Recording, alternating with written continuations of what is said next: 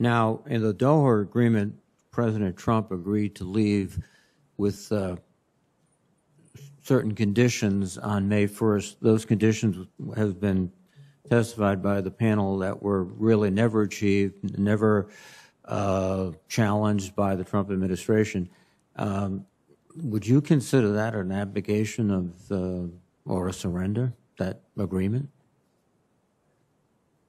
Well, I certainly believe that the conditions were preset. That and again, we lived up to all the things that we were obliged to do. We didn't attack them, and we drew down our forces.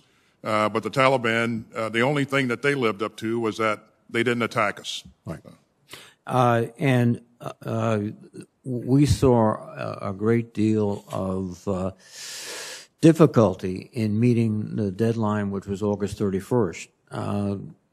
Would it appear to you that a May 1st deadline, as President Trump imagined, would have caused more complications in terms of getting our equipment out, getting our personnel out, identifying Americans who were eligible to leave and getting them the paperwork, since you would be doing it at a much shorter time frame? Yeah, I don't think that would have been feasible to do that in an orderly fashion, Chairman. Thank you very much.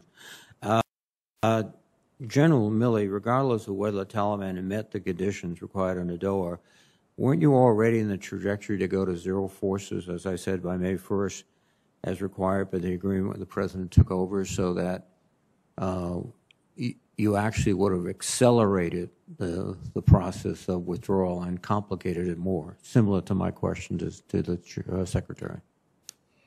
Yes, we were actually given an order to go to zero by 15 January, which was changed to go to 2,500 by 15 January, and then take it down to zero by 1 May, depending on the decisions of the new administration. Thank you.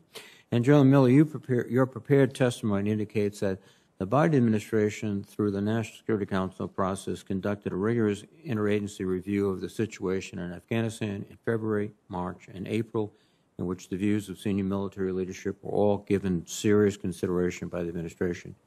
You also testified that you received an order in November 2020, you've just referred to withdraw all forces from Afghanistan by January 15th, 2021. Was that November order similarly informed by a rigorous interagency review? No. So that was basically, I think— Secretary Esper submitted his recommendations in a written format on the 9th, the day that he was relieved, and 48 hours later we received a written order to go to zero by 15 January. I think General McKenzie,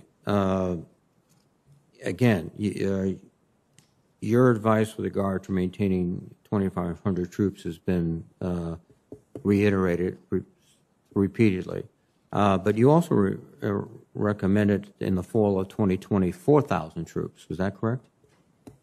Sir, that is correct. I recommended that in the fall of 2020, when we were having deliberations, I recommended that we hold at that level. And that was rejected by the Trump administration?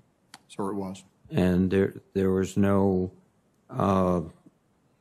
recriminations against you or anyone else for that was the President of the United States making a decision based on his view of the world. Sorry, insofar as I know, that's correct, sir. Thank you very much. And again, adhering to the 5-minute rule, I will cede back 8 seconds to Chairman Inhofe.